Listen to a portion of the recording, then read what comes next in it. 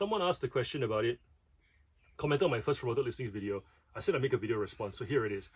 That was a really good time. I've taken some screenshots of, I was going to put this in a different post, but I'll just put it here. So their repeat customers look very different, but they're all repeat customers and they all happen within a certain period of time. I quite regularly will get customers like this one who looks like they've bought a lot of items over 2 years when in reality they've only been a customer for a few months. And then I've also got customers who have been with me for like 3 years now, but they still insist on buying one item at a time over and over and over and over and over again, which when you think about it, right, if you're paying $3 for an item and $10 for shipping, and occasionally you might buy a $10 item, this person's average order size is not that big. And I don't think the average order size even exceeds the shipping either. But the point is, like, once you found a place to go to, that is your place to go to. You don't go anywhere else. You don't care if there's a cheaper place. You don't care if, like, you could argue, mate, the search buttons right there, just search for what you want, sort by price, and you know, Bob's your uncle, right? But that doesn't happen with everybody. Peace of mind has value, consistency has value, and I think there are definitely categories where you have to build up to a certain level to prove consistency and to prove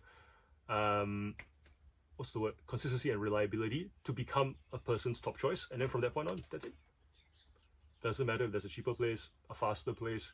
So sometimes when we talk about like Temu taking our market share, we talk about other marketplaces, eBay raising their prices, like, it doesn't matter because there's a predictable thing going there, right? And that's really what we're after. You can, if there's sometimes when I, like, especially now when we're doing this, when we're going through this whole promoted listings change with eBay, and I hear of buyers, I hear of sellers thinking of changing platforms, turning on promotions, like shaking things up. I'm like, if you have a consistent thing going, unless it's if you have a consistent thing going, why are you shaking it up?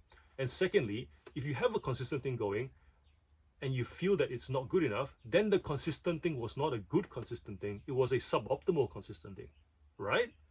I remember during COVID when, you know, the government was paying, what was it, like relief payments for employers to keep their employees and things like that. And people were complaining, like, you know, I can't trade. But then there were business owners who, in the safety of trusted circles, and I feel like we're distant enough from there to talk about it, they would say, actually, they are covering the salary minimum. I have a gap to cover their salary, but I don't have to cover my overheads in my business. My model was I always had fat in my model. So, like, I actually have more cash in the bank now that I'm not trading than before. So all these people who are depleting, like, it's because they've got debt that they didn't manage, that they thought they'd have tomorrow to cover. They've got, you know, they've got things that are late. They've got overheads that were just unsustainable to begin with. So if you have a bad model that wasn't great, and eBay pulls away, you know, an extra 3%, and that breaks your model, then that breaks your model. We were talking about this in our Discord as well, about how if your business cannot survive a 3% change in cost, like for 3% to go from variable to fixed costs, like, what are you doing? You know, like, and then to kind of comment on other people's businesses and to try and knock eBay down a peg and to criticize others who may not buy into your level of stress. First of all, you created that stress, whether intentionally or unintentionally, right? Like, intentionally meaning I deliberately am choosing not to deal with this. Unintentionally meaning I didn't know this was so bad until now I realize. Either way, you've got a business that needs fixing. Spending the time to argue with other people on the internet and to insist that eBay must do better and that other people must band together to convince eBay to do better, it's like, no, just, even if eBay says, all right, fine, you can have the 3% back, the model still needs fixing, right? So, and when I look at eBay's point, someone asked a question about it, commented on my first promoted listings video. I said I'd make a video response, so here it is. When I like to look at, so my approach to this is take it as fixed cost. Just take it as fixed cost. And we take it as fixed cost because when I do promoted listings, I already intend to pay, right? There is no question that I'm gonna pay. If I happen to not pay, great. But when I agree to do promoted listings, I already agreed to give that money up. Got a cobweb in here.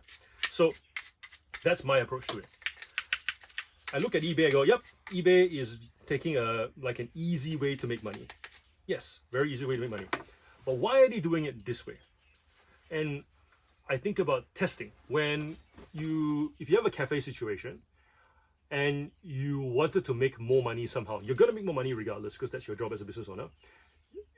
Do you want to know, what do your buyers value? If you start charging for napkins, will the buyers go, wait, I expect that to be free? Okay. If you start charging a corkage fee for alcohol, will your buyers still continue drinking there and consuming your alcohol? Will they try and bring their own? If they do bring their own, is it because the quality of the alcohol that you provide is replaceable elsewhere, therefore they don't see the value of it anymore? Were they buying the convenience, or were they buying the access to the selection? You see what I'm trying to say here? By adding a cost in a specific place, the business gets feedback on what the buyers value. So when you look at the promoted listings change, right? eBay can go, we're just going to raise the final value fee across the board. Doesn't tell them anything. It doesn't tell them anything new, because every time they've raised the final value fee every single year, there are sellers who stay and sellers who leave. There are sellers who complain. Doesn't matter, right? That's the same. When they say, okay, now promoted listings is a not negotiable thing. As much as people say, you can avoid it, don't run a campaign, whatever. Easiest way to go about it is just go, eBay is going to take the money. When you sign up to it, you intended for it to happen anyways. The insight they get is which sellers are actually, what proportion of sellers on the platform are motivated to sell as opposed to use the platform. It helps to draw a line as to where that is. And it provides insight, because here's the thing: if eBay notices that there is a large proportion of sellers who are by default, like myself, like a lot of you guys, motivated to sell, give me a working tool, and I will pay for it, and I will not let it go, and I will use the rest of the tools as well. They can match, right? These are the people who have firstly not complained, have not reduced the promoted listings rate. Do these people also overlap with the ones who run marketing campaigns, send newsletters, have regular discount codes, send coupons to select groups as opposed to just general coupons? If eBay can map these sellers together, what if they decide to go, we're going to make a premium service that helps you to do that better? The number of you guys who have complained about eBay calling me saying, have you tried our promoted listings advanced to yada yada, and you go like, go away, I don't want to talk to you.